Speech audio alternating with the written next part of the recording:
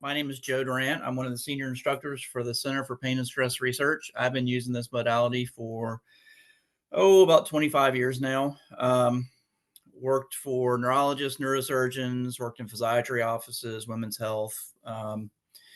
And I speak at a lot of medical conferences and incorporate this into trainings for hospitals and military bases. So I'm kind of excited to share this with you guys. It's a really neat modality.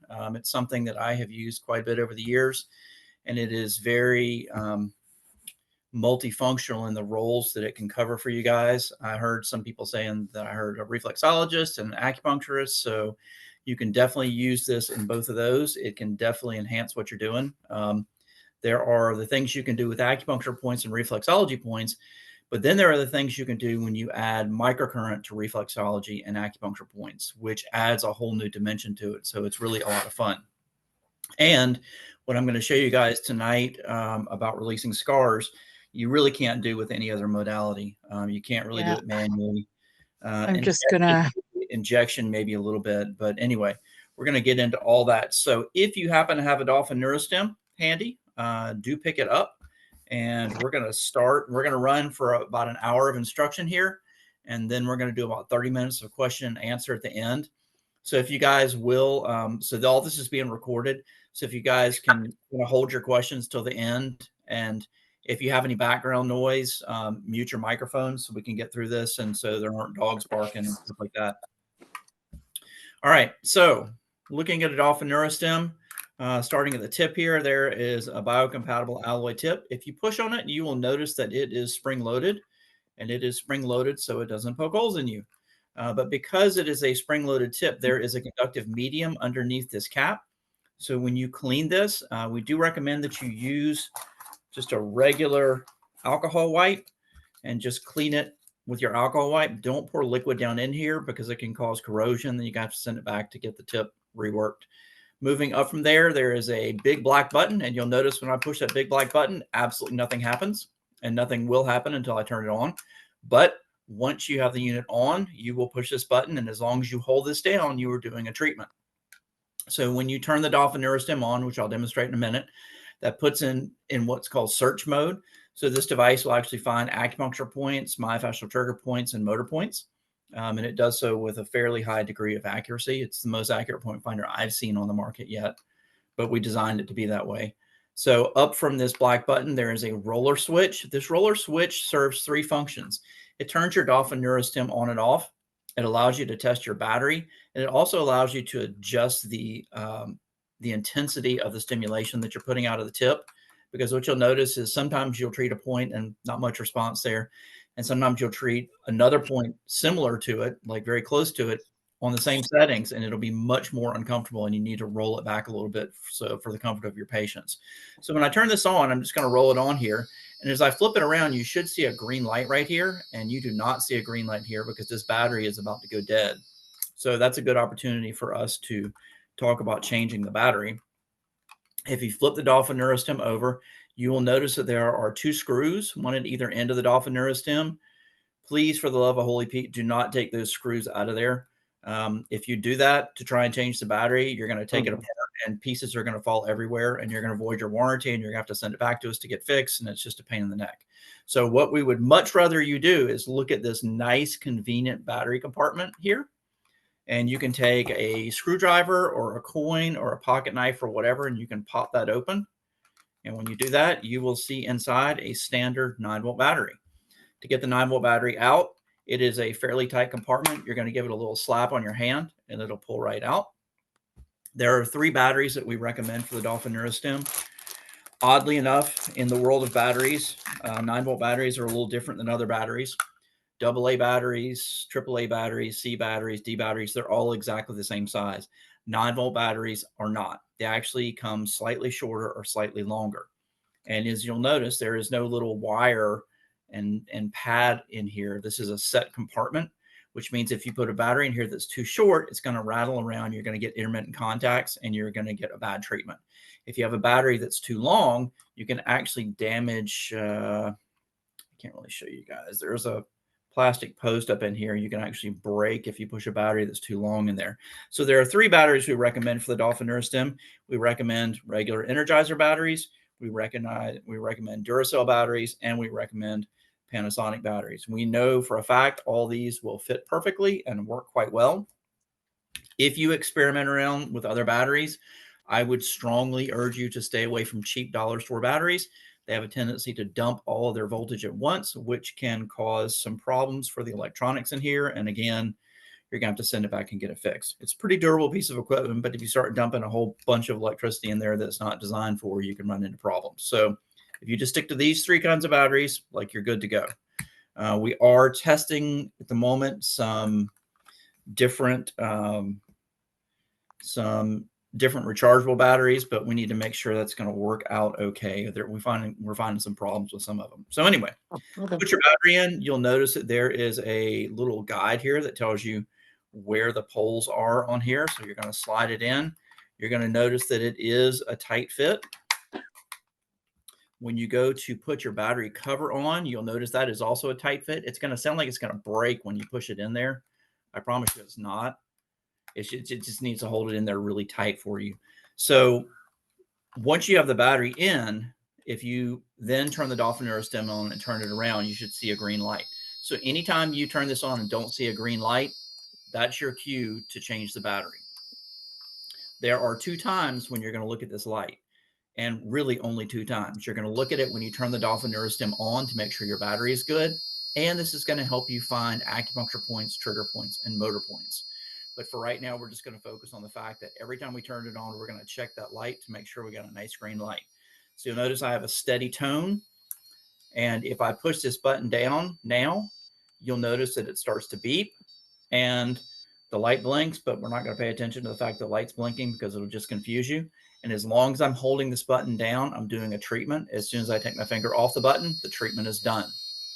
If we move up from there, so this allows you to, on the fly, roll this up and down and change the intensity of the stimulation. So it actually changes the amperage and voltage. So if we look up from there, there is a small black button right here. So this is a very useful feature when you're doing things like vagus nerve stimulation. If I turn the Dolphin Neurostim on and push this button, you will notice that the Dolphin Neurostim goes silent. But if I flip it over, you will see that sometimes it does blink. So this is now in a constant treatment mode. It will do this for approximately 13 minutes, depending on how strong your battery is, because this does sort of count the number of electrons that go through the tip. So if you've got a really good battery, it'll be a little bit faster. If you have a battery that's not so great, it'll be a little bit slower. But around about the 13-minute mark, it will revert back to the search mode, and you'll get a steady light and a constant tone. So when that's over and you hear this, you have 2 choices. You can either turn the unit off, or you can hit the button again and initiate another treatment. So the devices we first had that we developed vagus nerve stimulation for did not have this feature. You could turn it on, but it would stay on. And people would put the vagus nerve stimulation on at night. And because it's very relaxing, they would fall asleep. And they would end up doing 6 or 7 hours of vagus nerve stimulation, which is a little on the overloading side of things. They would wake up really tired the next day. So we put this feature on here so you can't really overtreat yourself. Okay, so that's everything on this side of the Dolphin Neurostim. If we flip it over, and let's see if I can get it close for here for you guys. If you look right here, there's a slider switch on the top that says polarity, and you'll notice there's a negative, a positive, and a plus minus symbol.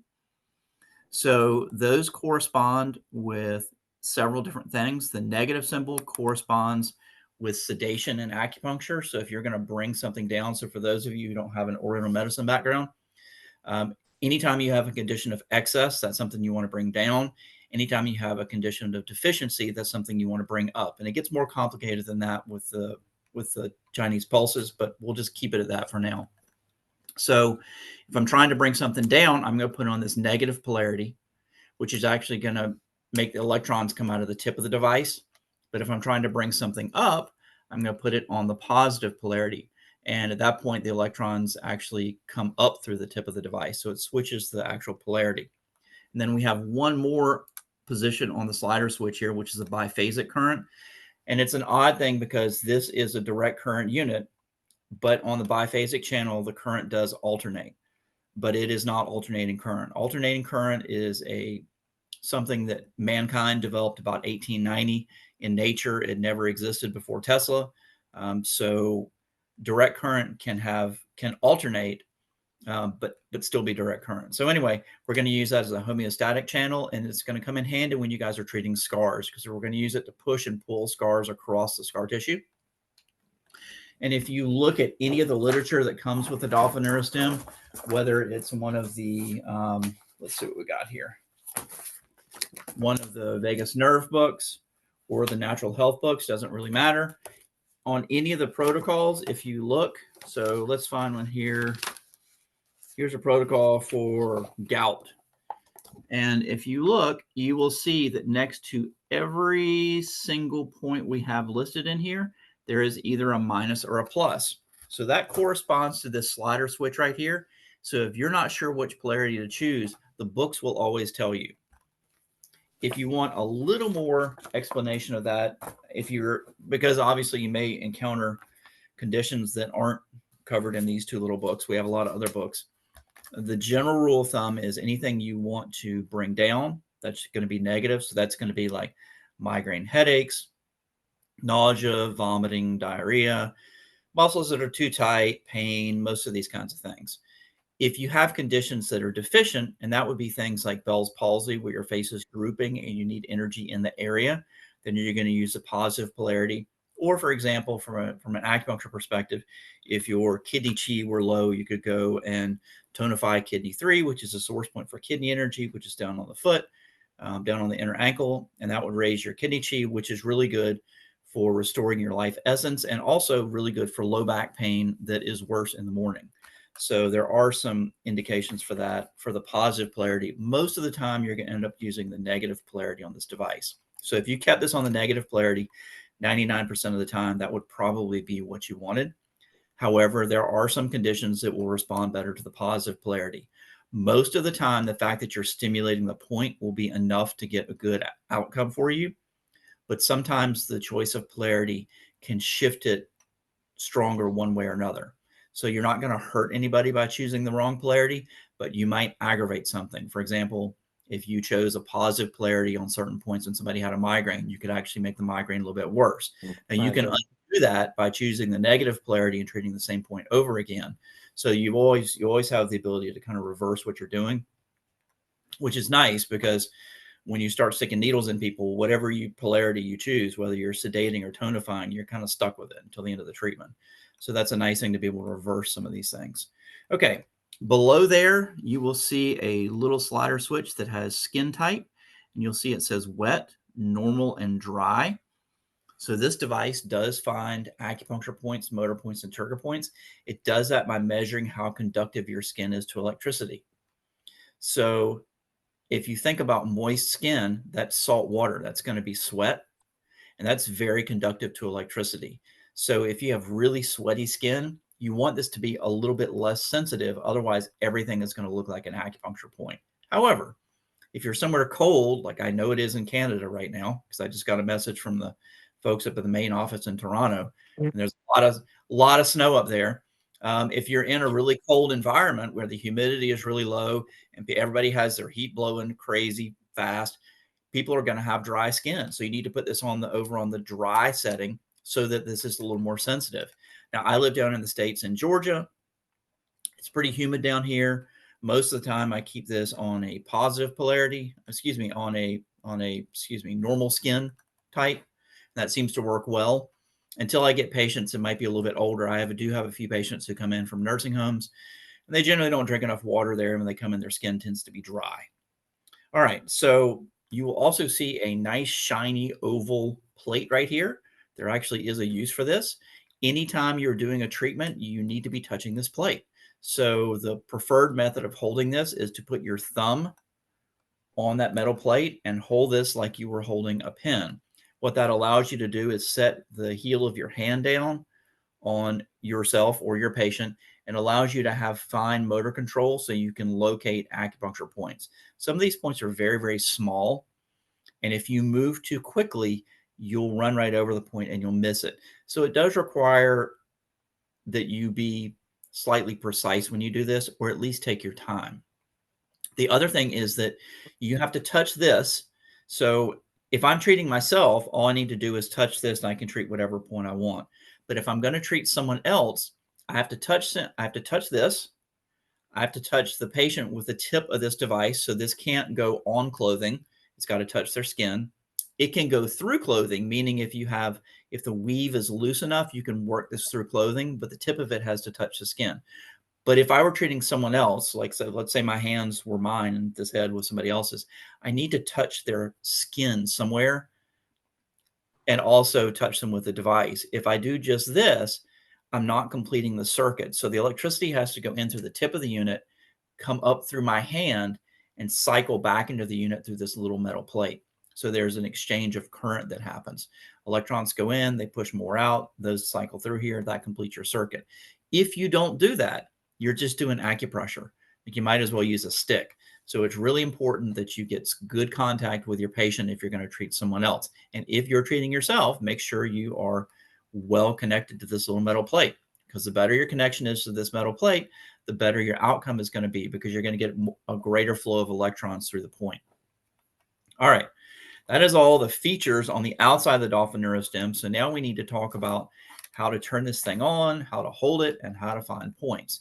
So as I said before, if you hold this like a pen, that allows you to turn the device on with your finger, like your middle finger or your index finger, kind of on the fly. Now, when I turn this on, I'm going to check and make sure I got a green light. So now this device is in the search mode. So now that it's in the search mode, I want to use this to find some treatment points. So I'm going to look in one of my books here and find a protocol again. Let's see, what have we got here? There's a point here on page 48 for hip pain. So we're going to locate this point right here. And you'll notice that it's called large intestine 4. That's known as the great eliminator, Hoku in acupuncture. It is a very sympathetic point. It's highly correlated with male energy. And we're going to locate that one in just a minute here. So let me mark it on my hand so you can see about where it should be. Let me turn this off. So if I take my hand, this is the one people say, hey, if you have a headache, it's a good point to squeeze, but most people try to squeeze down in the web of the skin right here. And that doesn't get the point. It's actually up in the meat right here. So if you take your hand and squeeze your thumb against your index finger, it makes a little mountain right here.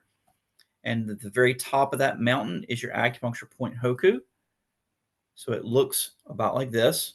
So when I open my hand up, that's a little bit off. Location. Looks about like this. And if I push it and squeeze, it should be quite tender. Now, you can't go up against the bone right here. There's another point up here called surgical Hoku that's used for anesthesia during dental procedures and C-sections and stuff like that. So we're going to turn our Dolphin Neurostim on. I'm going to make sure that it's on the normal setting because my skin is neither dry nor wet right now. I'm going to put it on the negative polarity because this point is for anterior, neck, and face. So it's really good for any kind of jaw problems or sinus headaches or whatever. And I've been a little congested today, so this will be a good point to treat for that. And I'm going to pull this across my skin. I'm actually going to flip this around so you can watch the light. So as I pull this across the skin, you can hear the tone starts to change a bit. And then when I get the point, you'll see that the light's going to go off and the tone is going to go up. So your two indicators that you found a treatment point are that A, the light goes out, and B, the tone goes up. And you can always go back to that same point over and over again. And it is quite accurate for finding points. So in the 1950s, they were doing some research on the resistance of the skin, how conductive your skin is. And they noticed there were a lot of points on the skin that seemed to be more conductive than others. Your body is electrical. And so your skin acts as a barrier to electricity. It helps keep your electricity in. Now, it's not a good it's not a good shield against high amounts of electricity like lightning or a welding machine or a light socket or whatever. But for the amount of electricity your body produces, it's a very good insulator. So around your body, there are some areas that are more conductive to any kind of electricity. And this is microcurrents. That's millionths of amps. It's a tiny, tiny, tiny amount of electricity. So we need to be able to get that tiny amount of electricity through the skin. If I pick a non-acupuncture point, I'll just kind of pick a random place on my arm here, you'll see that the light does not go out. It's not until I get on top of an acupuncture point that the light goes out. So if I were to put this on a non-acupuncture point and try and treat, the barrier of the skin would keep the electrons from getting in to stimulate the point like you would from an acupuncture perspective. So it's very important that you learn to use that point finder. It takes most people a day or two of practice to really get it down. If you really want to feel silly, hand one of these to a kid. They'll make you feel stupid. It's like a game for them. They'll start finding points within 5 minutes. But as adults, it takes us a little bit longer to find points. So anyway, when you're locating points, you want to move slowly, carefully. You want to listen to the tone. The tone is the most important of the two things because some of the acupuncture points are very small, but some of them are larger. And within that area where the light goes off, you want to pick the area that has the highest pitch. That's what's going to give you the best response for your treatments. So the difference between me and someone who's only been doing this for a year or two is that they can probably find all the same points that I do, but my point location is better because I've been doing it longer and I pay closer attention to the pitch of the machine. So my outcomes are going to be slightly better. Now, that being said, you can start getting outcomes with this device almost immediately. It's designed so that people who don't have a background in oral medicine can actually find points. And we do need to talk for a minute about all of these manuals. So the points you're going to be treating mostly are myofascial trigger points, motor points, and acupuncture points. Those are all basically the same. About 85% of all myofascial trigger points do fall into the category of acupuncture points. All motor points are acupuncture points. And acupuncture nomenclature is a really easy way to look at things because everything is mapped out on the body. And I don't have my acupuncture doll here, unfortunately. It didn't make it back from the last workshop I taught. So anyway, quick review for those of you who don't have a background. In the world of Oriental medicine, there are meridians, which are energy channels that run through your body.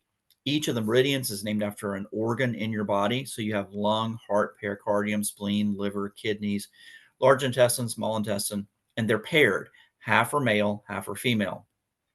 All of the female points tend to be on the soft parts of your body, the female meridians. So that's the insides of your arms, the front of your body, insides of your thighs. The male points tend to be on the hard parts of your body. So that's outside of your arms, outside of your hips, and your back. The female points are very parasympathetic. So that's the rest and digest part of your autonomic nervous system. The sympathetic points, like Hoku here, is a very male point, and it acts as a sort of a vessel to get things done. So if you're trying to calm the body down, then we recommend that you use female points. If you're trying to make changes in the body like frozen shoulders, release psoas muscles, those kind of things, we want you to use the negative polarity. Okay, so with that out of the way, we are going to move on to, let's find one more acupuncture point here, and then we'll move on to treating scars, which is one of my favorite things to do. Let's see here. If I look on page 56, you will see that there is a diagram of a point right there at the end of the elbow. And that point is called large intestine 11. It's a homeostatic point in acupuncture. To find it, you need to bring your arm up, follow to the outside of the crease. So I'm going to put a little mark right there. A little surgical marker here that should be marking, but isn't. And we're going to use the Dolphin Neurostim again. I'm going to turn it on, make sure I got a green light. Put my thumb on the metal plate, pull it across that crease until I hear the pitch go up. So if I turn it around, you'll see that the light is out. Now, once I've found the point, I'm then going to depress this button, and I'm going to count out about 30 beeps. You can certainly hold this longer, but you want to count out a minimum of about 30 beeps when you're doing a treatment. After you count out 30 beeps, you could take your finger off the button, and then you're not doing a treatment anymore. So without pushing the button, I'm still in search mode. But as soon as I push the button, I've engaged in the treatment mode of the device. So I have to hold this button down to complete the treatment. As soon as I release the button, that part of the treatment is done. So that's your basics in terms of point location. It does take a little bit of practice. I recommend that you play with this for a couple of days, but after that, you should be pretty good at finding points. There are protocols for all kinds of things in these books. You guys will get an email tomorrow from the folks up at the main office in Canada, and it will allow you to A, watch this video over again if you would like to, and B, it will allow you to join our Facebook forum, which is a really good place to ask questions. So if you guys are looking at doing a treatment on something that's not in one of the books you have, you can post questions there, or you can follow threads of other people who are using the device who may have the same questions you have. And those of us who teach this stuff get on there and we answer questions as well. So it's a nice place to connect with people. You may even find someone who's in your area that you can practice with.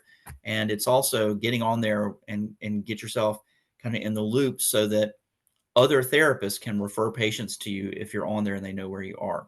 Okay. So the next thing we're going to talk about is how to treat a scar. Scar treatments are one of the very unique things you can do with this device. I have a 30-year background in manual therapy. I have spent thousands of dollars on workshops to release scars. And I can tell you the first time I ever saw a scar released with these devices, it really hurt my feelings because you cannot do with your hands what you can do with electricity. Scars have very specific electrical properties that you have to work within. And if you do that, you can make them release. Can you release a scar with your hand? Sure, you can do it. It just takes 10 times as long as it does with microcurrent. Can you can you scrape on a scar with a gua sha tool? Yes, you can do that. Is it effective? Yes, but it is not nearly as effective as using microcurrent. The only thing that really comes close is something called neural therapy injections, where you inject procaine into the scar. So procaine is a local anesthetic, and what it does is the electrical charge of the procaine repolarizes the scar tissue and makes it less dense, but you've got to inject in there, which becomes difficult when you're trying to inject down like somebody's C-section scar or somebody's deep abdominal adhesions, because you get into the abdomen and there are things you don't want to poke holes in down there. So a very effective technique, but most of you guys cannot inject procaine in patients.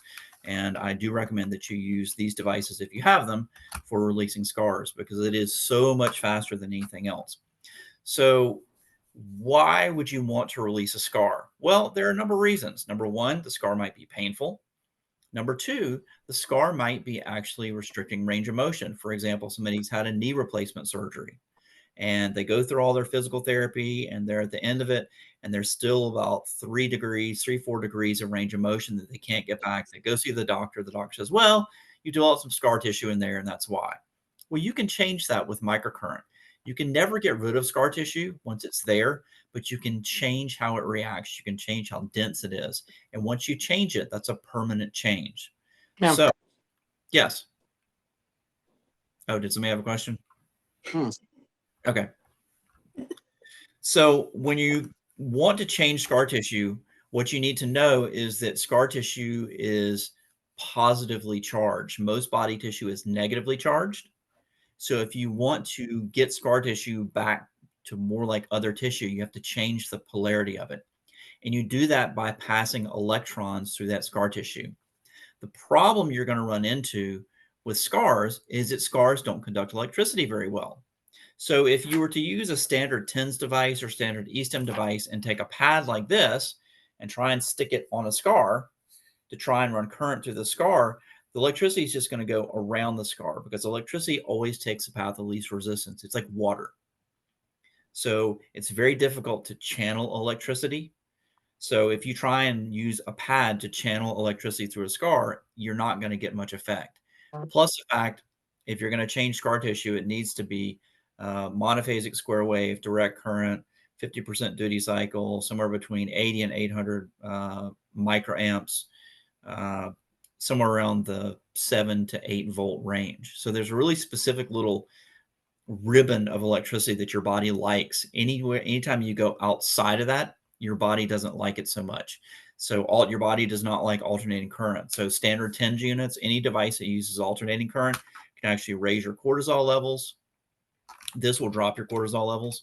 And any alternating current device can also affect your heart rate variability, which is a measure of your autonomic nervous system. So it does actually affect your EKGs. Whereas if you use low frequency direct current, it tends to give you a positive response when you're doing that. You get better heart rate variability, better high frequency vagal tone, decreased cortisol levels, increase ATP production, which is adenosine triphosphate, increase cellular membrane transport.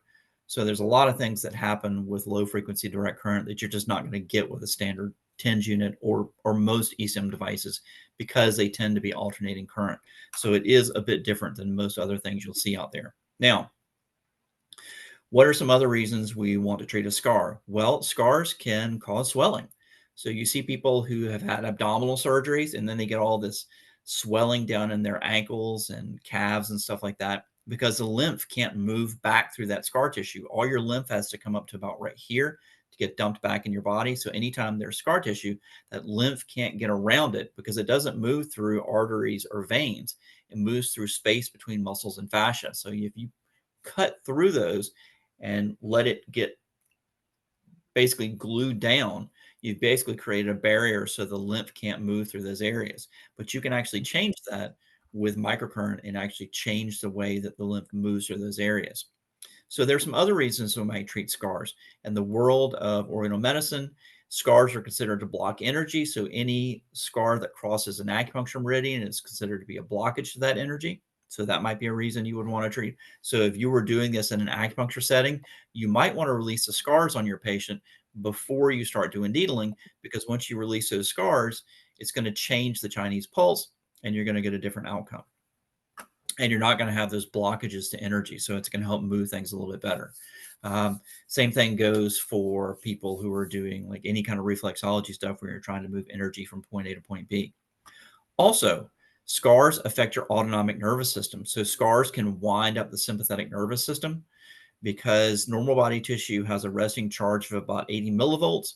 Scars have a resting charge of sometimes up to 1.6 volts. So it's considerably more electricity. And even though scars don't conduct electricity well, they can hold a greater amount of electricity, which turns them into sort of a capacitor or a battery. And it tends to stimulate the local sympathetic nerve fibers, which are over 90% of your body. And your sympathetic nervous system is your fight or flight response. So if you mildly stimulate those sympathetic nerve fibers 24 hours a day, 7 days a week at a very low level, it winds up your sympathetic nervous system. You tend to be adrenally shot out, and it's really difficult to recover from things because your body tends to veer towards the fight or flight mode. And we have seen cases of people who had surgeries and then 8 to 9 months later start developing anxiety attacks. Never had them before. And the funny thing is, you go and treat the scars, repolarize the tissue, anxiety attacks go away. So all scars generally need to be treated, but some are definitely worse than others. So how do we go about treating scars? Well, if you want to treat a scar, you need 2 Dolphin Neurostims. You have to be able to push electricity from one side and pull it to the others. So that's the advantage of using direct current, is you can actually change the flow of electrons. Alternating current is just going to bounce back and forth. It's not very consistent, and it's not going to do what we need it to do. So we need 2 separate sources of power connected through something central, which in this case is me. So you can get some of the current mixing through the scar tissue itself. And when you do that, it will change the polarity of the scar tissue from positive, and it will repolarize it and make it negatively charged. Once the scar tissue is negatively charged, if we do diagnostic ultrasounds, you look at a measure called the cicatrix, however you want to pronounce it, gray mean density, and you'll see on average about a 24% reduction in the density of the scar. So it's a trackable thing. You can actually see it. And whatever change you make when you release a scar with microcurrent, that's permanent. So I could treat a scar today and release it by 24%. And I could treat that same scar in 6 months and release it another 24%. and not lose any ground. Or I could treat the scar today and then I could treat it in 3 days and get the same outcomes. So whatever change you make, unless you damage that tissue again, like you tear it or you cut it or whatever, that's going to be a permanent change. So on average, you're looking at about 5 treatments. When I was working in women's health, I treated a lot of post-mastectomy scars, breast reconstruction scars, C-section scars, which are huge in terms of uh, upper neck and low back pain.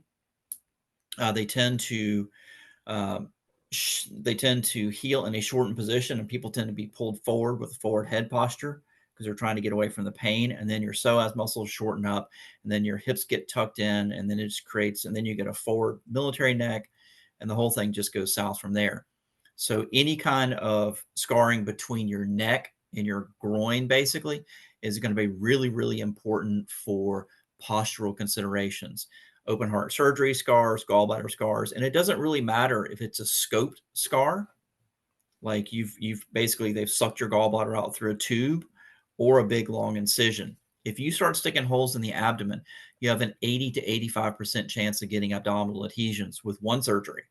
If you have 2 abdominal surgeries, it's 100%. Like you're not going to get away from it.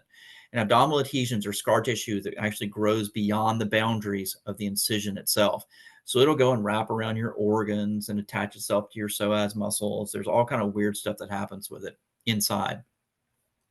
And it's very difficult to deal with because if you go do surgery to try and cut it loose, the problem you run into is that you've done surgery. So you're going to create more scar tissue. Um, and you can't really stick needles down in there because you're going to put holes in things you don't want holes in. So microcurrent is a really good way to be able to do that. But it's not just abdominal things. Open heart surgeries, shoulder scars, knee scars, foot scars, any scars are fair game. And you will notice that those scars visibly and to palpation will change on the first treatment. The color will change.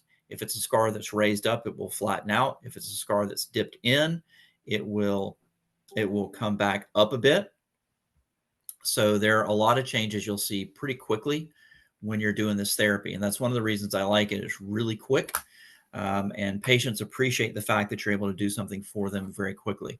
And I have treated some really, really bad steam burns. Down here in Georgia where I live, we have a lot of paper mills, and those guys work with a lot of high pressure steam. And in a practice where I used to work, we treat a lot of workman's comp injuries, and steam burns are really, really bad.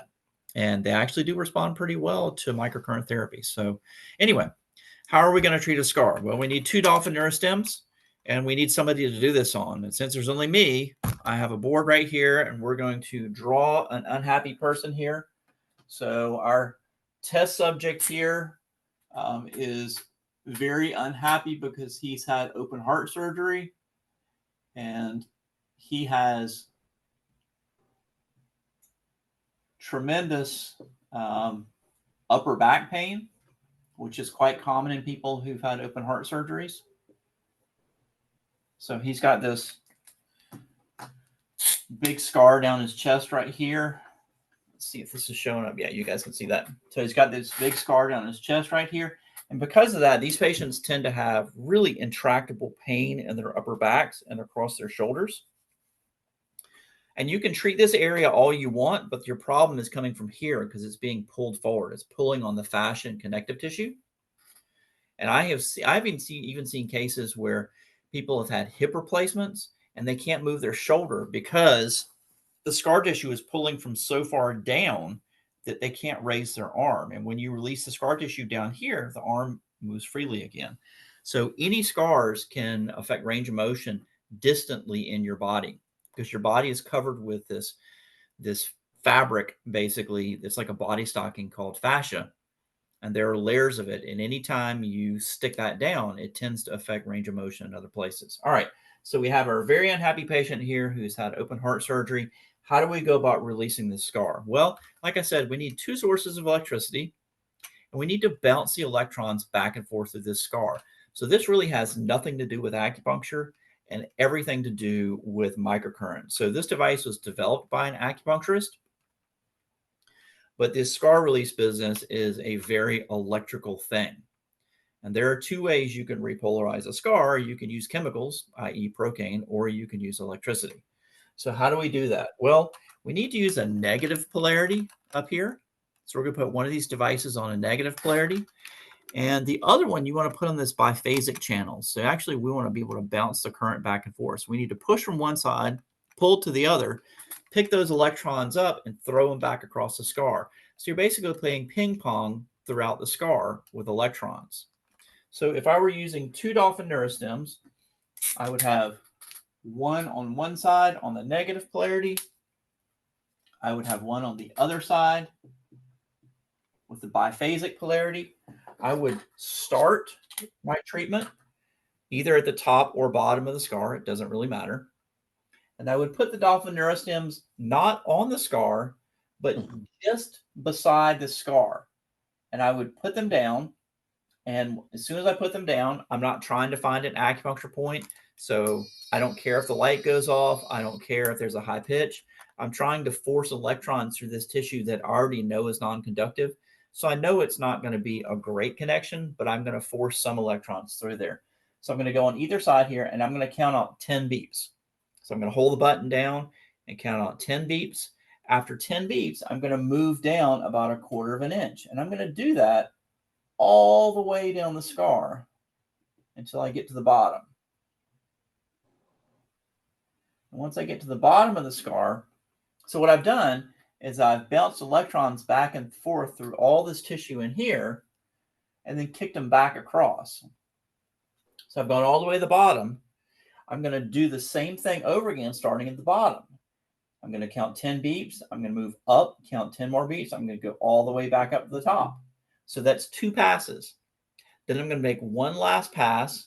You can switch the units from one hand to the other if you want to change the polarity up a little bit.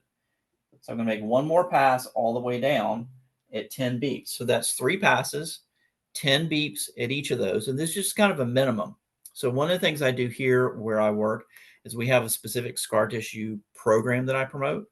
And I market that to surgeons because surgeons don't have a lot of control over how patients scar. So it's an area of need, and it's something in your area that is certainly a marketable thing. And I will spend sometimes an hour working on releasing a scar. But for a quick scar release, if you do 3 passes like that, that's going to start to repolarize this tissue in the middle and start to increase the connectivity. Now, once you've done that, you're going to go to either end of the scar and you're going to treat on top of the scar. Again, moving in about 1/4 of an inch increments, 10 beeps at a time. So we can do 3 passes like this. So what does this look like when you're holding the Dolphin Neurostims? And what does it sound like? Because it is going to sound, each of the polarities sounds a little different. So I've got my thumbs on the metal plates. I've got one on the negative polarity. I have one on the biphasic channel. I'm not really concerned about the skin type because I'm not trying to find acupuncture points. I'm going to turn the Dolphin Neurostims on. I'm going to make sure I've got a bright green light on either side. I'm going to put my hand down on the patient somewhere. And I'm going to put these devices down. And I'm going to count on 10 beeps.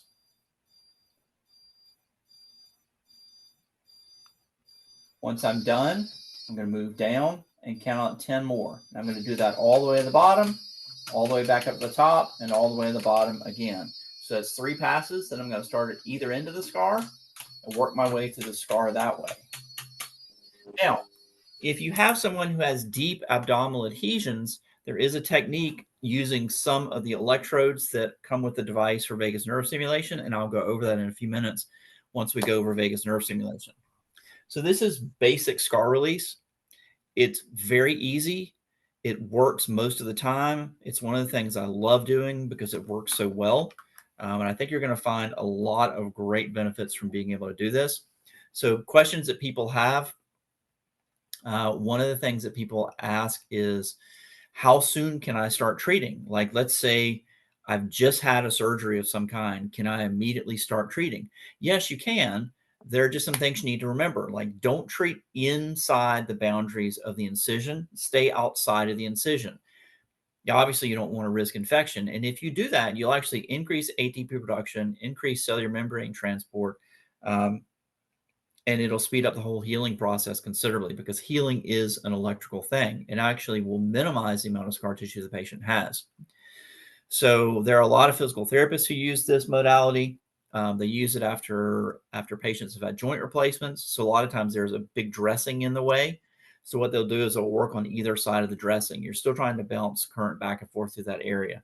And I can tell you from my own experience treating my children, my pets, and myself, you really do heal up a lot faster if you use some microcurrent in those areas. It really does speed up the process. So it's a nice thing for your own injuries. And it doesn't have to be a cut. It can be a torn muscle or a bruise or anything like that. You use this to increase the healing potential in that particular area. And if you want to get more into it, there are specific acupuncture points you can add, but that's stuff that you would get in an advanced course. We're not really going to go over that here. So that's your basics for scar release. But what if your scar didn't look like a straight line like this guy? What if your scar looked more like this? Suppose you had a burn scar on somebody's tummy like this. How do you go about treating that? Well, basically the same way you did this, but you're going to start on either side, either end of the scar, and you're going to work around the scar like a clock. Again, like 10 beeps. And I'm working my way around the clock here. So really what I'm doing is passing electrons back and forth through this tissue. And then once I've done that 3 times, I'm going to go through the tissue itself. Now this part takes longer because there's more surface area. So if you're doing like a burn scar, this is going to be more time consuming, or a skin graft scar, it's going to take a little bit longer. And you're just going to work your way through this area. But everywhere you work, you will notice changes in the scar tissue itself. How long can you treat a scar? You can treat a scar as long as you want. The changes happen very quickly, but the longer you treat the scar, the better your treatment is going to be. So if you have extra time, I do recommend that. So this is going to be your basic scar release. It doesn't really matter where the scar is. It can be problematic. Sometimes the tiniest scars can cause problems. I have seen scars on the front of people's shins that were treated to release frozen shoulders. There's an acupuncture point on the front of the shin that releases frozen shoulders. But if there's a scar in the area, the scar will actually trump the acupuncture point because the scar affects the flow of energy through that area. And you won't get a good release until you release that scar first. So my advice is to always treat scars when you see them. People tend to miss scars under the chin right here. Plastic surgery scars behind the ears where people get nipped and tucked. Nobody wants to tell you about those. Those tend to be problematic for a lot of people. If it is a tender scar, my experience is you'll get anywhere from a 50 to an 80% reduction in the overall tenderness of the scar on the first treatment. I do have high expectations for the outcomes that I should get. All right. So that's all of our basics for releasing scar tissue. So now we need to go over how to do vagus nerve stimulation. So vagus nerve stimulation. To do vagus nerve stimulation, you need 1 Dolphin Neurostim. You are going to need some of the ear clips. If you have the kit, it comes with several different types of ear clips. It comes with a black ear clip, and you'll notice this black ear clip has a metal pad on it. Then there is one that you may have that has a conductive rubber, flat conductive rubber on it. Most of those are white, depending how old your device is. And then you have these dome electrodes. If you have a newer setup, you'll have these. If you don't have a newer setup, you may have to order these because they just came out recently. And you'll notice that this is considerably taller than these other ear clips. And that's so it can get a little bit deeper into the inside of your ear. So when we're doing vagus nerve stimulation, what we know is that there are certain areas of the ear. They've done some MRI studies very recently, and we know that the highest concentration of nerve endings for the vagus nerve are on the inside of the tragus. That's this flappy little thing right here. So when you kind of push on the side of your ear and it closes your ear hole off, that's your tragus. Okay, and on the inside of that, so if I were using one of these ear clips, I would put it inside like this. But most people's tragus are traguses or tragi, I guess, or tend to be rather small, and the clips tend to slide off of those quite easily. but that is the most conductive area for nerve endings for the vagus nerve. Now, the next best place is on the upper concha of the ear. So it's this area right in here. So if you find your ear hole and come back a little bit and up, that's the upper concha of your ear.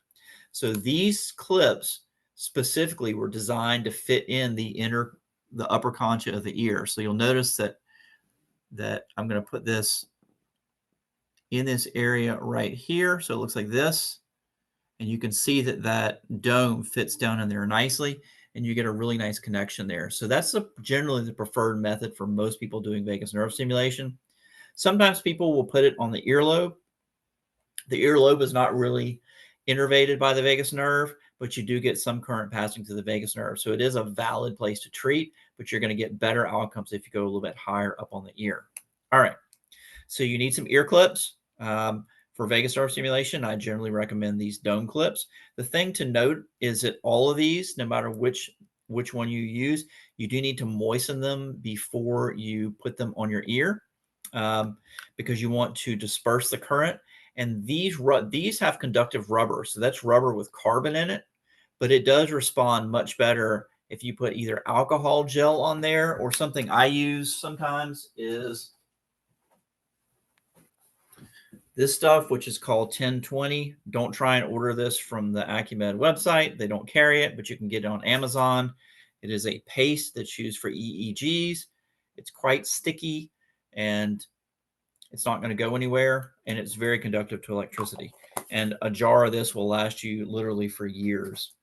And it's only, I don't know, $10 or $20, so you won't spend a lot of money on it. All right.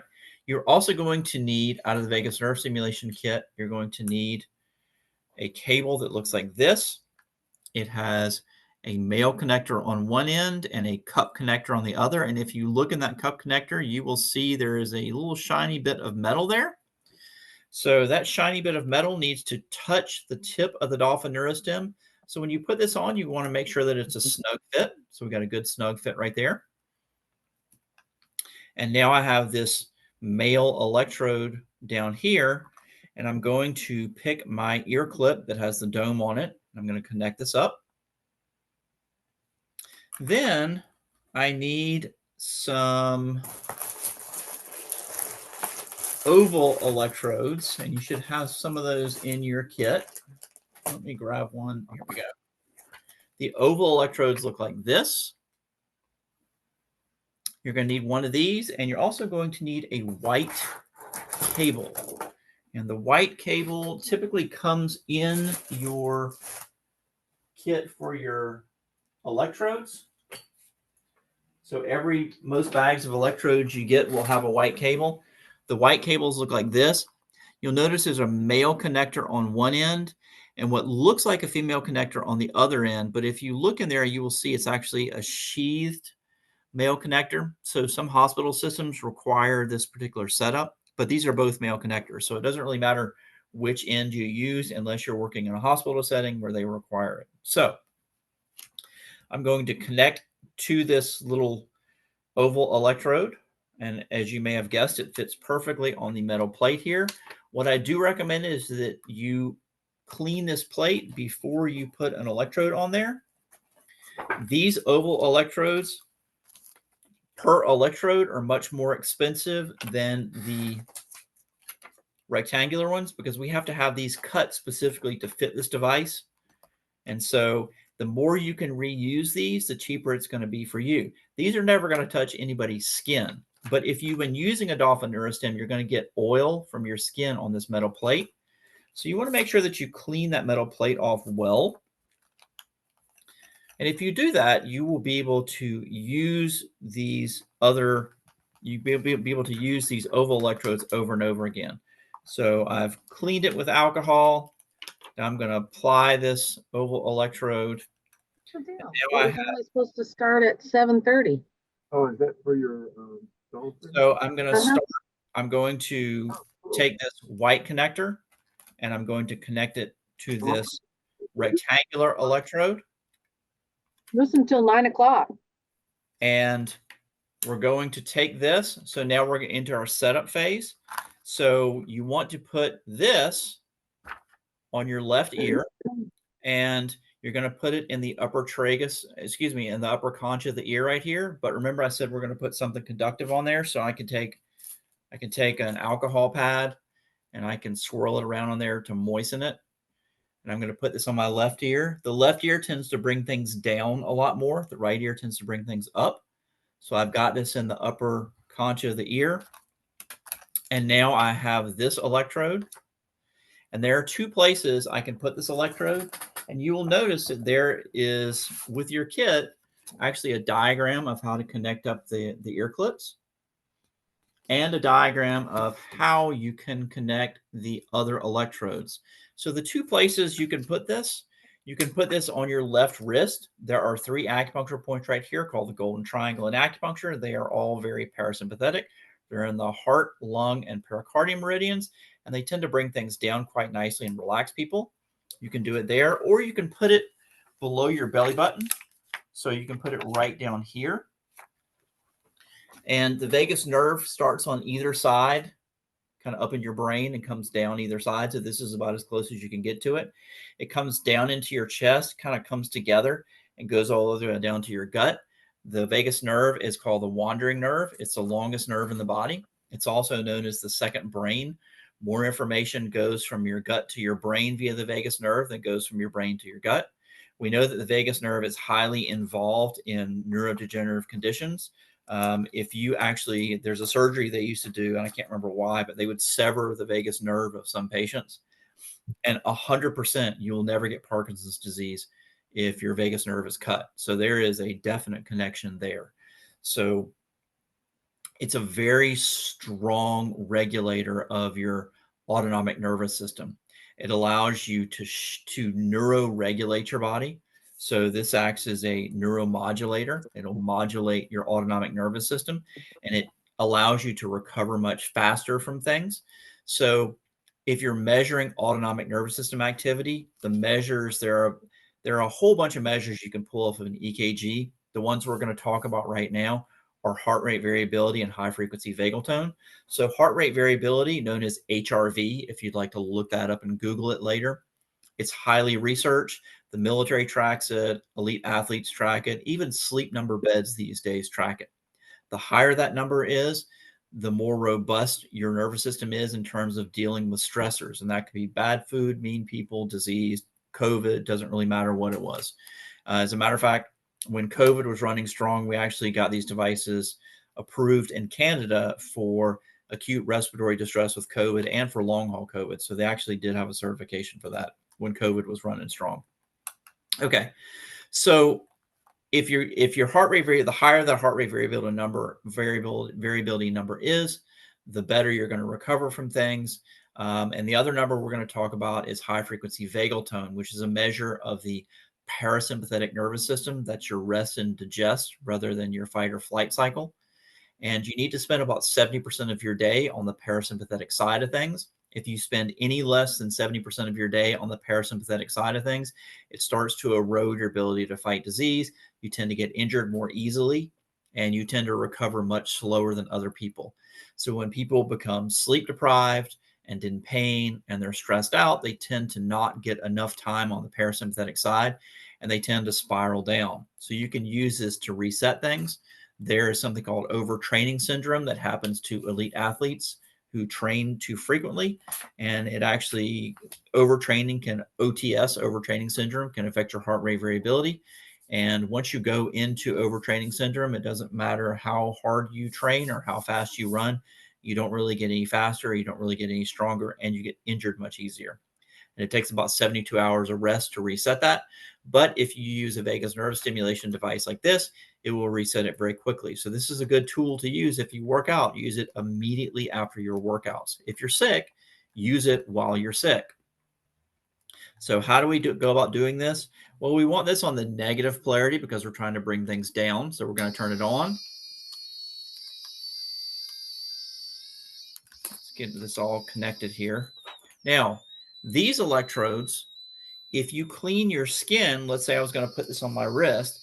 If you clean your skin with an alcohol pad, you'll find that these stick much better, and you can reuse these. Obviously, you only want to use them on one person, So you wouldn't want to use these on various patients, but you could use this over and over again on the same person. But as soon as this gets coated with oil from your body, it's not going to stick very well. So I'm going to stick this on my wrist. And now that everything's connected, you're going to hear a high pitch. So now I'm going to go to this little button and I'm going to push it. And now the Dolphin Neurostim is in silent mode, but it's in a constant treat mode. And you'll notice that it is blinking a little bit, but if I roll the intensity down, it stops blinking. So that's why I say don't really look at the light, because it'll just confuse you unless you're finding acupuncture points or trying to determine if the battery is good. So now we just sit and wait. How long should you do vagus nerve stimulation? First treatments here in the office, we typically do a 5-minute treatment on the patient. Some people are more sensitive than others. And we do have patients who take these devices home for home use. So we recommend adding 5 minutes a day till you hit somewhere between 20 and 30 minutes, depending on what the practitioner says. How often can you use vagus nerve stimulation? Well, you could use it every day, but you would need to make sure that you needed to use it every day. So how do you determine how often to use vagus nerve stimulation? Well, I'll give you a case study. Like, I'm a good case study for that. I'm 53 years old. I work 10-hour days. I start at 8 o'clock in the morning. I work straight through lunch. I do 10 hours of therapy every day, a lot of which is manual therapy. I work till 6 o'clock at night. I raise 2 children by myself, so I have to take them home, get them fed, do my chores at home. And that was fine when I was younger, but I'm 53 now. And so what I notice now is if I don't do vagus nerve stimulation, about halfway through the week, I start to really tank in the afternoons. Like, my energy really starts to get pretty low. But if I do 20 to 30 minutes of vagus nerve stimulation twice a week, that seems to keep me on an even keel. It keeps my energy up, because not only do I do all that, but I also travel. Like this weekend, I'm teaching in Jacksonville. Next weekend, I'm down in Miami teaching. So it's a really good tool for keeping your system leveled out and helping you recover from things. Now, when I had COVID, my oxygen saturation was hanging out around 91 or so, which is not great, but it's not awful. But then I got really, really sick, and my oxygen saturation went from 91 down to 80. And I really thought I was going to have to go to the hospital. I had zero energy. I could barely, I really couldn't even get up.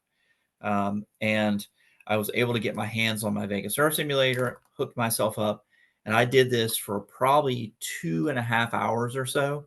But in that 2.5 hours, my oxygen saturation went from 80 up to 90. So it made a huge difference. This is what kept me out of the hospital.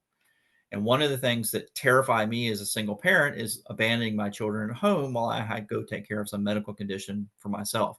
So it was a big, huge deal for me to be able to treat myself at home and not have to take a trip to the hospital to get hooked up on oxygen or given something that wouldn't necessarily be the best for me anyway.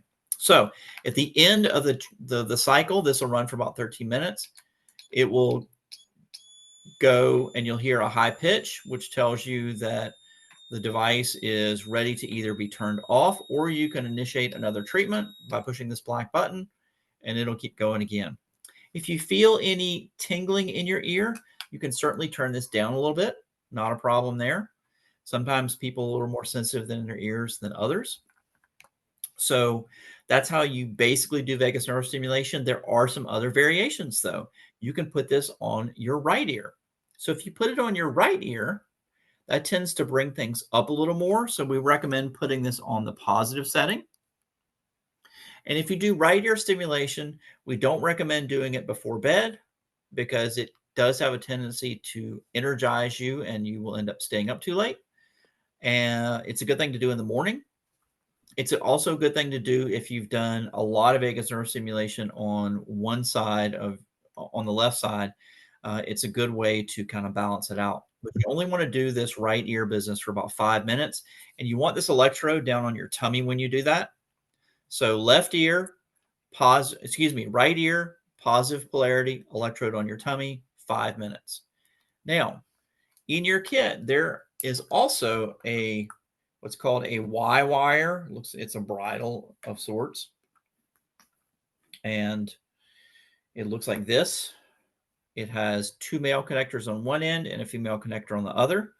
So you can disconnect this black wire connect this Y wire up, and now you have 2 places where you can put ear clips.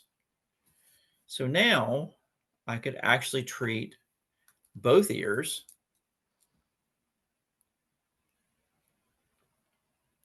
And if I were treating both ears, because one side tends to go more up and the other side tends to go more down, I would actually choose the biphasic setting, this plus minus setting on here. And that's used as a homeostatic channel. Like I said, everybody responds differently to this. This works very well for me. However, one of my friends who teaches this stuff, if he does dual ear vagus nerve stimulation, it makes him nauseous. So for him, doing just one ear tends to be better. So what I generally recommend is starting with one electrode on the left ear and going to the tummy. That seems to be the most general treatment you can do. And then you can modify it from there. So that's sort of the basics of vagus nerve stimulation. What happens if you leave it on for too long? Well, you get kind of sleepy. So it can kind of make you feel like you need to take a nap. So that's why I recommend adding about 5 minutes a day. Now, you may have a condition that's very excessive. For example, toxic mold exposure or COVID or, a migraine headache, one of those kind of things. And if you have those things, it's okay to do vagus nerve stimulation for longer because at that point your nervous system needs the modulation. But if you are just kind of a normal everyday average routine, then you would do it a couple of times a week. Seems to be good. You don't want to overtreat. If you're going to do longer than half an hour, we do recommend getting the advice of a practitioner of some kind to help you adjust for what you need.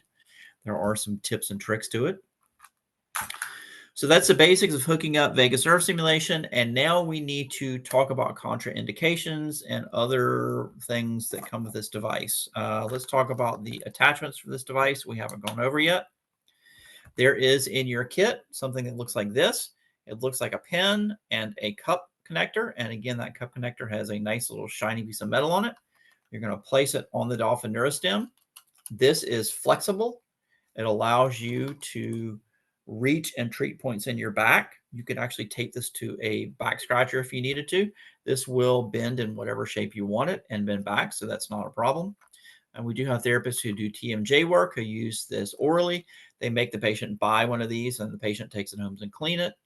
When I worked in women's health, we would actually use 2 of these to do episiotomy scars because you don't want this down around a episiotomy scar. So you use these extension probes. And again, we would make the patient buy these and they would take them home and clean them and bring them back for treatments. So they're about $25 a piece.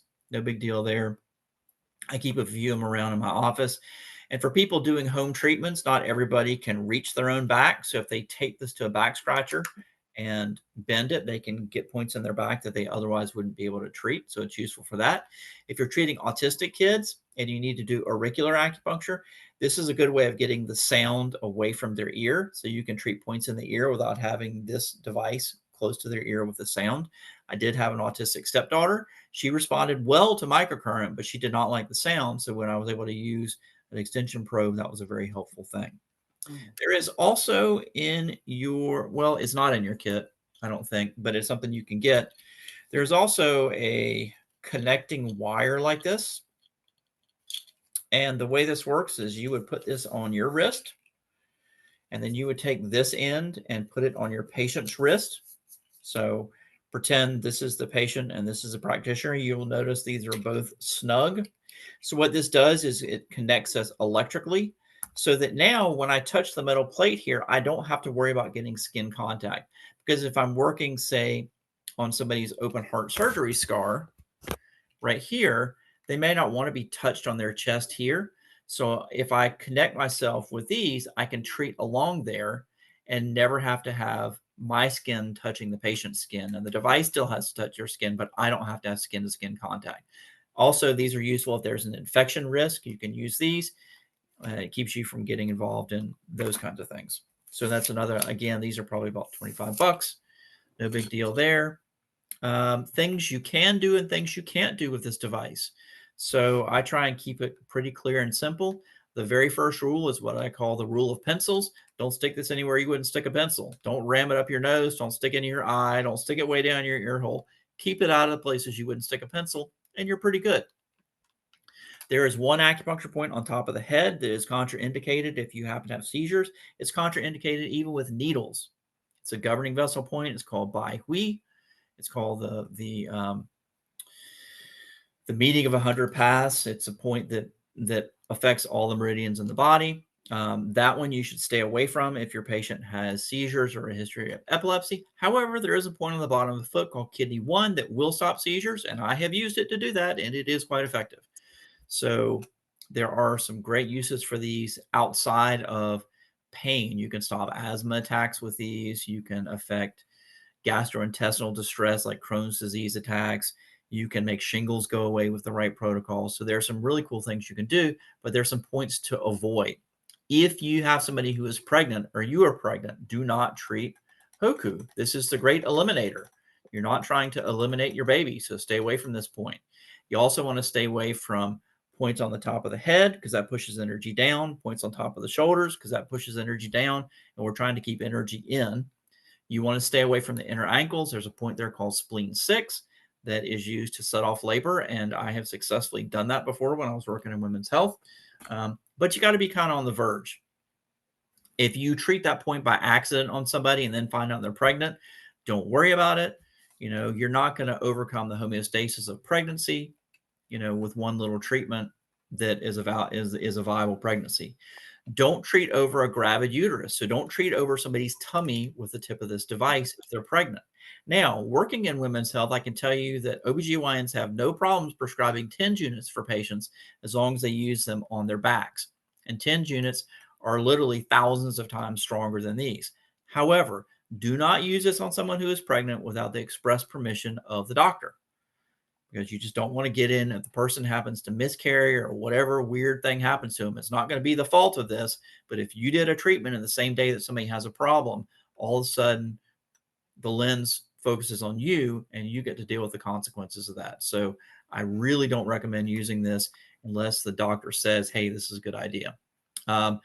So plates, screws, artificial joints, artificial discs, baclofen pumps, dorsal column spine simulators, bladder stimulators, all those are fine. Don't worry about those. Those are all not a problem. Pacemakers and defibrillators, it's not by FDA standards, it's not a contraindication, but it is a caution. So if I treat anybody who has a pacemaker or defibrillator, I want the express permission of the treating doctor or the cardiologist. And what I will typically do is I'll take the little booklet that comes with the device. It's under the flap. So if you open the kit up, it's under this little flap right here. And in here, there is a little chart of the exact electrical output of the device. And I will send that to the doctors and say, hey, this is what we want to do. Tell me yes or no. And they will tell you yes or no.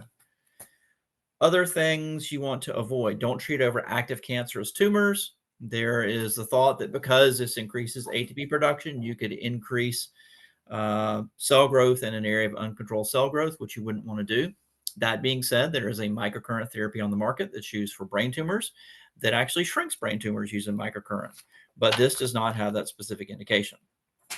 Certainly, I used this on my sister when she had cancer, and I've used it on several friends to help them deal with the nausea of chemotherapy and boost your immune systems and stuff like that, but stay away from active tumors. Other things, small children, fine, just turn it down a little bit. We've taught workshops for All Children's Hospital down in Tampa. They use it on babies. They just turn it down really low. I certainly used it on my kids when they were growing up. Cats, dogs, horses, all fine. Be careful with cats. They'll hurt you unless they're really sick. Horses are pretty tolerant. They get bitten by flies all the time, and dogs are pretty good too. And I made some major changes in animals with these. Other things. I think that is about everything on contraindications of this. If I think of anything else, I will tell you. but we need to start looking at questions in the chat box here. So let me start answering some questions here. If you guys have questions, you can type them in the chat box here and we will take them in order. First question, do you need the sound on for treating a scar? No, you don't. You don't really have to find acupuncture points, so you don't really need the sound on. So you could certainly put it on that. You could turn the device on and you could push this little button and put it in silent mode. You could treat the entire scar that way. I will tell you, in a clinical setting, patients like to hear the beep. It makes them feel like something's happening. They like it. Sounds weird, but they do. When you say treat the scar longer, do you do more than 3 passes? Yes, I will do more passes, or I will hold it for more than 10 beeps. You're not going to burn somebody with this. That's not really, it's too little current to burn somebody with, but you can hold it. You could hold it in an area for a minute if you needed to. I'm just trying to give you the minimum. Like if you had to treat a scar quickly, how would you do it? So that's our basic. I do a whole 2-day scar course. So I do an advanced scar course for physical therapists and massage therapists and who are occupational therapists. And we go over all kinds of things with scars that you otherwise wouldn't get. But this basic scar treatment, you will find to be quite effective for most things. Does it apply to non-surgical scars? Yes.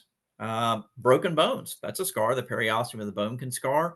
Ankles that are rolled continuously, there's scar tissue there. You can certainly do that. There's about 8 to 12% of the population of people walking around who have abdominal adhesions who've never had abdominal surgery. So that counts. If you have chronic sinus infections, you can get some scarring from that. Tonsil surgeries, there are all kinds of things that you can use it.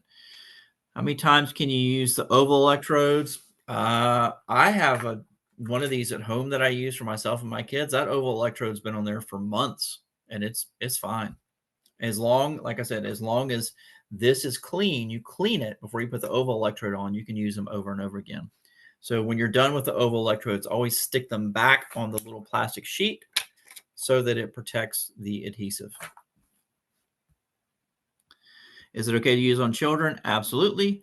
Instead of using the pad for vagus nerve stimulation, can I just put my thumb on the grounding plate?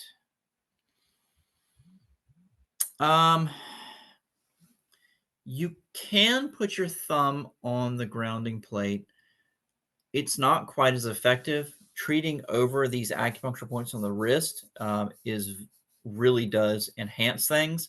And putting it on the tummy, I think I like the best because the vagus nerve is in your gut. So we're passing current from here all the way down through the actual vagus nerve. Yeah, we're hitting it up here, but we're passing it all the way down.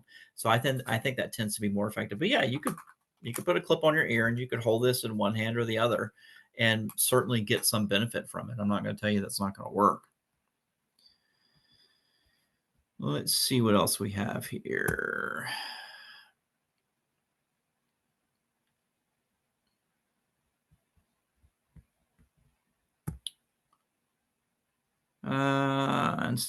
Okay. Thought the class started at 7:30. It looks like class has been going for a while. The class did start at 7:30, but it started at 7:30 Eastern Standard Time. So if you are in Central Time or California time, it is definitely not your time. The polarity for vagus nerve stimulation is on the negative polarity. Most of the time, if it's on the left ear, negative polarity, right ear, positive polarity, both ears, biphasic. If I feel minor tingling in the ear during vagal nerve stimulation, should I turn it down despite being about to handle sensation? Yes, turn it down. There's no reason to be uncomfortable. That also may be an indicator that you haven't properly moistened the connective surface, and that's going to tend to focus the electricity through a small area rather than dispersing it, and you actually want it dispersed through your ear. Can you overtreat? What would be the reaction? Here's what I find. The best of the best of the best acupuncturists I know, the people I really look up to, they don't put 50 needles in somebody. They put 5 needles in somebody. It's always less is more. Every time you treat an acupuncture point, you're giving the body a set of instructions. Turn this on, turn this off, push energy here, pull energy there. If you do too much, it tends to dilute the message. So you'll be effective up to a point, and then at some point, sometimes you actually start losing ground a little bit. So what will get you in trouble is your heart. You'll think, God, I got this person's 50% better. What if I do a little more? Let's get them to 60%. 50% is pretty good. Like that's a good place to stop. So if you get a nice outcome, don't force it. You are certainly not going to hurt somebody by overtreating, but you may actually lose a little bit of ground, or the person may be kind of tired. And sometimes if you overtreat, you can see some headaches crop up. If you do treat somebody and they have a little bit of a headache, there's an acupuncture point called gallbladder 41. It's a wind point. It's on the foot. It's for sudden onset syndromes, wind syndromes. Anything that's sudden onset is a wind syndrome. And it's good for migraine headaches. It's good for fast onset headaches. It's also a really good point for strokes. I've seen it do some nice things in strokes. And it's also used in frozen shoulders. Left ear on negative for recovery of flu. Yes. COVID and respiratory illness. Yes, I would use left ear, or can we use the Y cable for illness? Yeah, you can use the Y cable too. It's going to depend a lot on you. I would just go cautiously with it to see how your body responds. Can you do this before treating an area? Let's see here.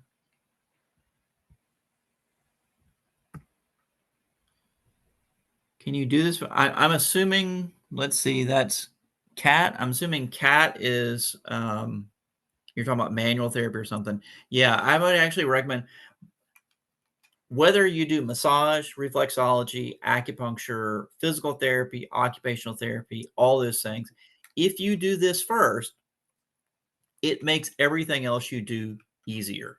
So my recommendation would be able to do this first. Take 10 minutes, 5 minutes, 15 minutes, and do this so that you don't have to work so hard to get your outcomes. This will release a psoas muscle. If you know what psoas muscle is, there's a point on your toe, stomach 45. You get like a 50 to 80% release on that muscle in about 10 seconds with this device. Like, why on earth would you try and stretch the muscle? The stretches don't work very well. The manual therapy is very time consuming. It can be very uncomfortable for patients. It's not so great on your hands as a therapist. So do the things to maximize your output. And one of the ways to do that is to use this tool in conjunction with what you're doing. But it doesn't make a lot of sense to do a massage and then do this, because we know that if you do this first, it's going to relax muscles very quickly.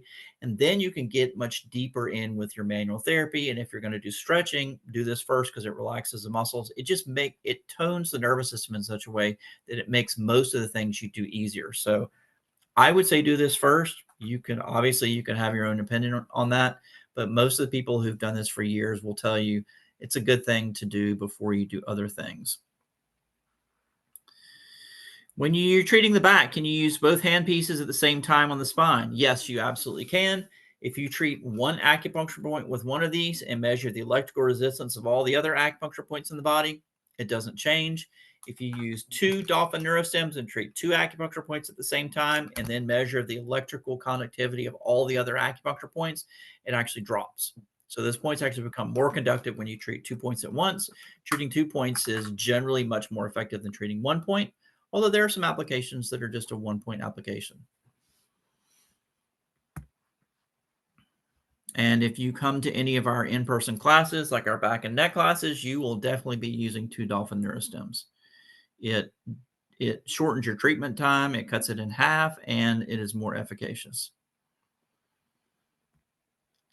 Just wanting to confirm, addressing high blood pressure would be vagus nerve stimulation left side, starting with 5 minutes per day, adding 5 minutes per day until you reach 20 minutes per day, and until the blood pressure reduces to healthy levels, and then reduce to a few times per week. I mean, that sounds like a very, let's see, that's Carmen.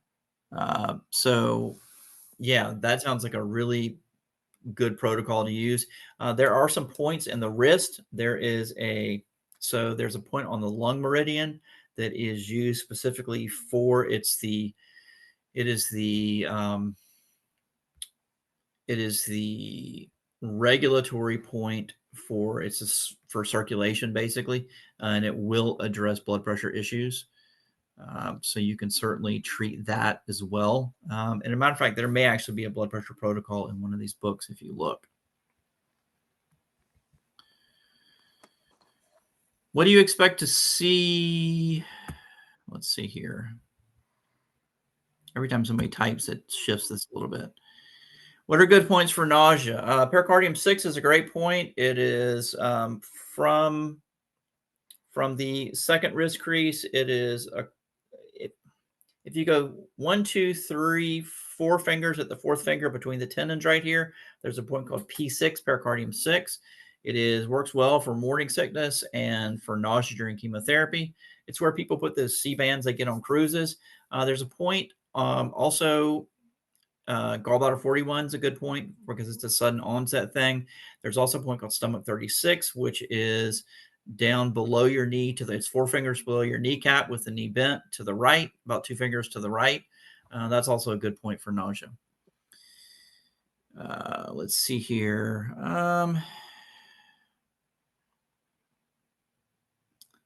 What do you expect to see in scar right after a treatment? How many sessions usually recommended? I expect to see very major changes very quickly in scars.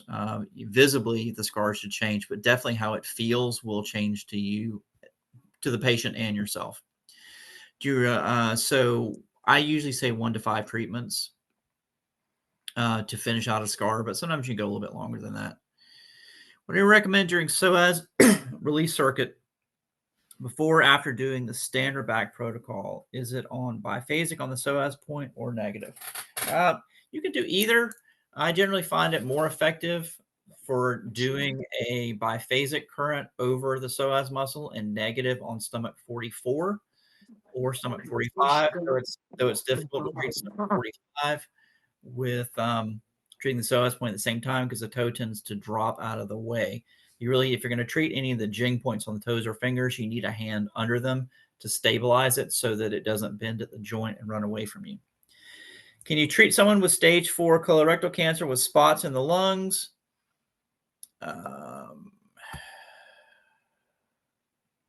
Let's see here. Where are we?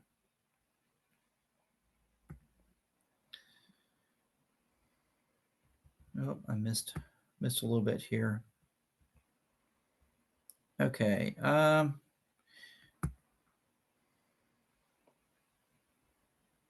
Can it be used on pain for varicose veins? Absolutely. Treat those like a scar. How would you set up for scarring on chronic sinus infections? You just work along the sinuses themselves and use peripheral acupuncture points that affect that area. So anything on any of the jing points where the meridian ends near the face, I would use those. When doing a circuit, do both hands have to be in contact with the patient, or is one sufficient? One hand is sufficient. The more skin contact you have, the better. The better it's going to conduct. If you're doing a point through closed, does it matter that your hand isn't directly on the skin? You have to touch the skin somewhere. It may not be like if I try and work through the clothing and tip of this has to go through the clothing, the tip of this has to touch the skin. So I would have to touch the patient somewhere else. Can you follow any acupressure? Just lost it here.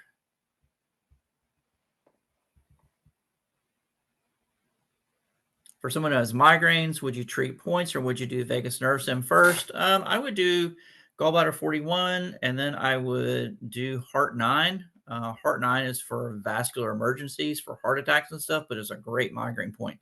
I would avoid Hoku, the great eliminator here. What you'll see after my years of work in neurology, it will affect migraine headaches, but about 50% of the cases you get a rebound headache because this is a highly sympathetic point. So I would stay away from that one. Let's see here. Can you treat someone with stage 4 colorectal cancer with spots in their lungs?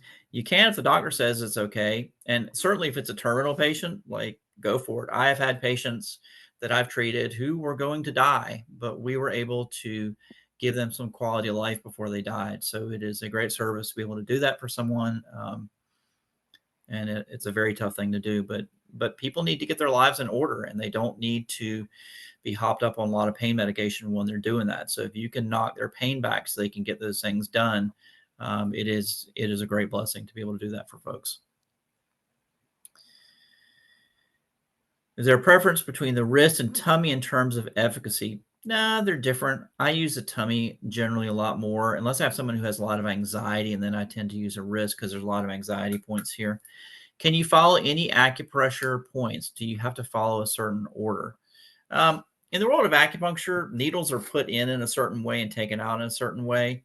But if you go to these protocols, you could do them from bottom to top, and you're still going to get basically the same outcome. You guys don't have the this is not the forum to talk about how the order you would do them. Just if you do the points, you're going to be pretty good.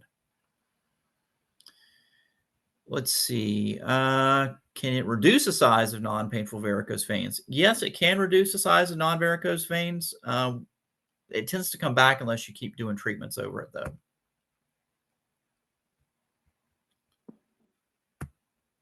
Let's see here. Where are we?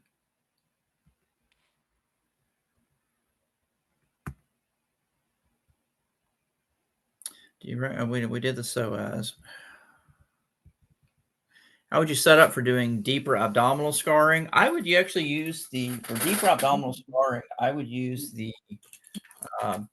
this white cable, and I would stick that on my patient's back or wherever the scarring is. So deep abdominal scarring, I would stick that on the low back, and I would treat it over the abdomen to draw electrons through the body. That's a good way of doing that. You'll see that in some of our advanced scar techniques. When would you use kidney 3 on a negative polarity? It seems most of the protocols call for a positive polarity. Most people tend to be deficient in kidney energy, which is your life essence. But kidneys also represent fear in acupuncture. So a child who has been abused, who is fearful, who is wetting the bed, I would use a negative polarity on kidney 3 rather than a positive, because you're trying to deal with the fear aspect of things. Emotions definitely affect people's problems. Can it reduce, let's see, when doing distal spinal points, does the order of the points matter? Not too much. You can do top to bottom or bottom to top. I wouldn't worry too much about it. I've played with it over the years, trying it different ways, and I can't see a huge difference one way or another. I mean, I can make arguments for specific cases, but I wouldn't worry about that right here. Can you put it on sore muscles, or do you have to use particular acupuncture points? Yeah, you can stick this on a sore muscle. You can run this device around till you find a sore spot and a spot that is conductive to electricity. You can run current through it, and it will help. It is more efficacious to pick the appropriate acupuncture points. Interestingly, usually the farther you get away from the pain along the meridian, the better your outcome is. So that tends to be points near the fingers and toes. Those tend to have a much stronger response, but you could treat locally over an area. It will eliminate a trigger point for sure. Let's see what else we got here. How would you know when to do a circuit with both dolphins on a negative polarity and when to use with units on a biphasic on the other negative, the other one with a scar? Usually you're not going to use biphasic in doing circuits unless you're doing a specific release, like a psoas release or a specific joint release that we teach in some of our orthopedic workshops. You can use the biphasic channel as a homeostatic channel, but really outside of scars, I don't use it a whole lot unless I'm working around a specific joint. Let's see what else we've got here.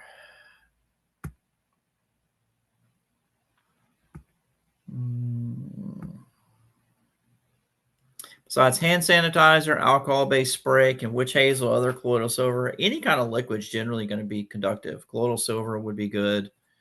Salt water would be fine. But, just use, some people do have a sensitivity to alcohol. So certainly, those other things would be useful. What else do we have here?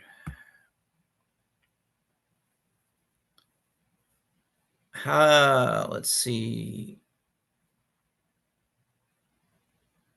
If you own 2 Dolphin Neurostims and are doing, for example, a knee treatment, can you do 2 points at the same time to speed up the length of treatment? Would you be unknowingly be doing a circuit by doing this? Yes, you're doing a circuit, but yes, you can speed up the recovery. You're not going to end up doing a negative circuit on somebody. How would you treat superficial sensory nerve issues? I always go to the spine first.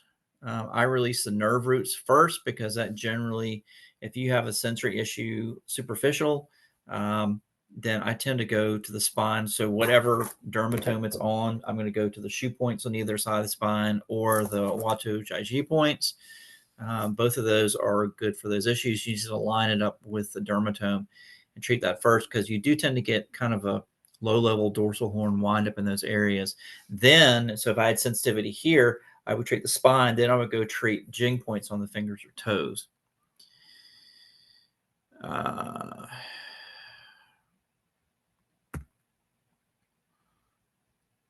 What would the treatment frequency be for treating scars? And I'd wait a couple of days because the scars electrically change for the next probably 48 hours after you treat them. So give it a little bit of time. Helpful hints to right descending dorsal vagus nerve issues causing seizures.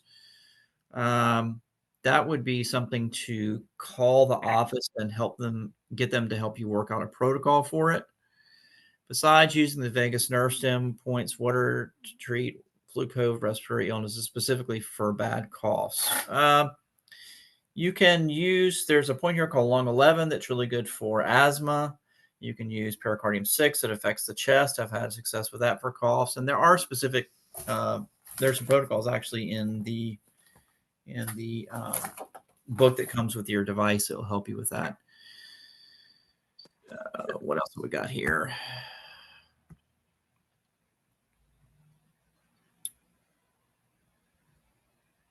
If I only have one device, is there anything else I can do with it to help with scars or no? Yeah, you can use this white cable and put it on the other side of the scar. That will help pull some through there, but it does make it more difficult. It's better than trying to use your hands, but it is much, much, much, much more effective to use 2 devices versus 1. But it does beat your hands, so you can certainly do that. Can it be used for pain on varicose veins? Yes, it can. Let's see here. What else have we got? We're running out of time. We're 10 minutes over, but let's see here. Can you treat drug, alcohol, smoking withdrawal? Yes, use the NADA protocol in the ear. I've actually used it for acute opiate withdrawal. It works quite well on patients when I was working in a pain management clinic. Do you need to do points on both sides of the body or just the side that hurts? I recommend both sides of the body. Most people doing this therapy are not acupuncture points. If you try to treat the points twice, you're double your chances of hitting them once. Plus, it's an energy balance thing. Is there any benefit using traditional versus Dr. Tan points? Yeah, there's some stuff you can do with Dr. Tan's points.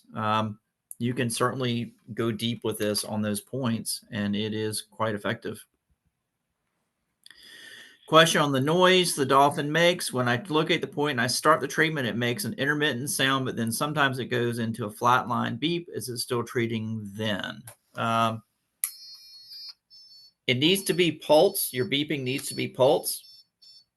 If it goes into a flatline tone, you are no longer treating. You may have released the button a little bit, or you may be pushing on the edge of the button, but it actually, you need to hear a tone. Now, if you don't hear anything, that's okay. The pitch can be so high sometimes that you can't hear it. So you're good there. Any great points to reduce appetite? Yeah, there's whole protocols for that. Ask that question in the Facebook forum and somebody can help you out with that. We've done points on both sides of the body. Any deep points to use while doing vagus stim? Any sleep points while doing vagus nerve stim at night? Vagus nerve stimulation will actually help you go to sleep. But if you add these parasympathetic calming points here, you can also go down to the ankle and add spleen 6, kidney 3, and bladder 62. All those will help calm your nervous system down a bit. Where do we get the NPS pain therapy? Let's see here. Where do we get the NPS pain therapy chart that is behind you? You can only get those at workshops because you have to send these out in these really big cardboard things, and it's very not environmentally friendly. So you can order these. We'll send you these through the mail, but if you want the big ones, you have to come to a workshop. That's not my decision. That's a decision on the part of the main office in Canada. So if you have issue with that, take it up with them. Let's see here. Is it okay to treat the neck near the thyroid? Absolutely. Lots of people with thyroid issues actually use this to help regulate their thyroid. All right. What's the Facebook group called? I would look up NPS therapy, but they're going to email you a link for this tomorrow, so you should get it in your email. So we are at 9:10, guys, and I do have to go home and put my children to bed. So thank you guys so much for coming out tonight. If you want to attend this again, I teach this every few weeks. You can certainly log in and a request to be in it and watch it again. I may be wearing a different color shirt. I may say things a little differently. It may hit you a different way. But anyway, you're welcome to come back if you want. Please do look at our online workshops and catch our in-person workshops. If you're a therapist, you will find them quite helpful. We go in depth, everything from concussion to sensory issues, intro to pain management. We got SCAR workshops, concussion and brain injury workshops. We got all kinds of stuff. So do look at those. You will find them to be quite helpful. All right. Thank you guys so much for coming out tonight. Thank you for being a great audience, and have a very nice evening, and I'll catch you guys later.